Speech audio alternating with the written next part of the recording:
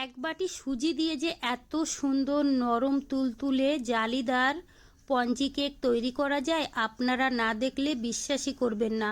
বন্ধুরা, হাতে যদি সময় কম থাকে আপনারা 10 মিনিটেই বানিয়ে নিতে পারবেন। বাচ্চা থেকে বড় সবাই কিন্তু পছন্দ করে খাবে। আপনারা চাইলে বাচ্চাদের টিফিনেও দিতে পারেন, না হলে কিন্তু চায়ের সঙ্গে খেতে ভীষণ ভালো লাগে। চলুন তাহলে শুরু করা যাক। সবার প্রথমে নিয়েছি এক বাটি সুজি, তার সঙ্গে দিয়ে দেবো এখানে আমি 1 চামচ টক দই, আর নিয়েছি এখানে আমি হাফ বাটি দুধ। এবার আমি খুব ভালো করে মিশিয়ে নেব।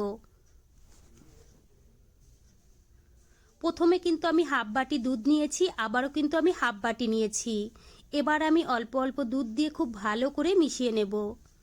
খুব ভালো করে আমি মিশিয়ে নিয়েছি। এবার আমি ঢেকে রাখবো 5 মিনিটের জন্য। আর এইদিকে কিন্তু একটা আপ্পা মেকার নিয়েছি, একটু সাদা তেল লাগিয়ে নেব। এইদিকে কিন্তু 5 মিনিট হয়ে গেছে, ঢাকনাটা তুলে নিলাম। দেখুন বন্ধুরা, সুজির ব্যাটারটা কিন্তু অনেকটাই ঘন হয়ে গেছে। এখানে নিয়েছি আমি একটা মিক্সারের বাটিতে এবার আমি সুজিটা নিয়ে নেব। তার সঙ্গে দিয়ে দেবো এখানে আমি 4 চামচ চিনি। আমি এখানে চিনির পরিমাণটা কম নিয়েছি, তোমরা চাইলে বেশি করেও দিতে পারো। আর নিয়েছি 2 চামচ ময়দা। বন্ধুরা, ময়দাটা অবশ্যই দেবে, এতে করে কেকটা খেতে অনেক বেশি ভালো লাগবে। আর দিয়েছি সামান্য একটু এলাচ গুঁড়ো। আর দিয়ে দিলাম এখানে 3 থেকে 4 চামচ সাদা তেল। দিয়ে দেবো সামান্য একটু এলো ফুড কালার। আমি এখানে ফুড কালার দিয়েছি, তোমরা চাইলে কিন্তু এখানে কাস্টার্ড পাউডারও দিতে পারো। এবার আমি সামান্য একটু দুধ দিয়ে খুব ভালো করে পিষে নিলাম। এবার দিয়ে দেবো সামান্য একটু লবণ।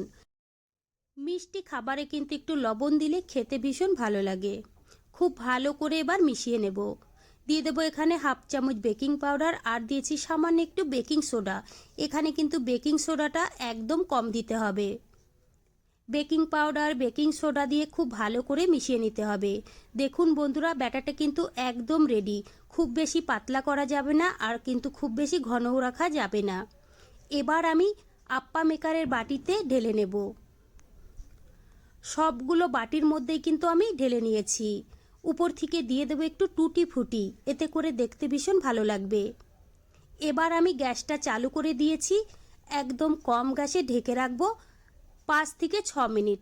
5 থেকে 6 মিনিটেই কিন্তু কেকগুলো খুব সুন্দরভাবে রেডি হয়ে যাবে। দেখুন বন্ধুরা, কেকগুলো কত সুন্দরভাবে রেডি হয়েছে। এবার আমি গ্যাস অফ করে নামিয়ে নেব, তারপরে কিন্তু ঠান্ডা করে নিতে হবে। কেকগুলো আমি ঠান্ডা করে নিয়েছি, এবার একটা প্লেটের মধ্যে সাজিয়ে নেব।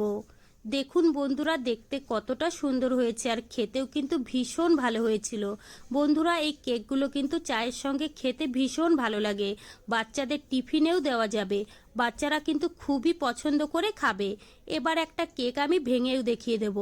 দেখুন বন্ধুরা, ভিতরটা কতটা নরম তুলতুলে আর জালিদার হয়েছে। তো বন্ধুরা, আমার রেসিপি কেমন লেগেছে কমেন্ট করে জানাবেন। ভালো লাগলে প্লিজ আমাকে সাপোর্ট করবেন। বাড়িতে বানালে কমেন্টে জানাতে ভুলবেন না খেয়ে আপনাদের কেমন লেগেছে।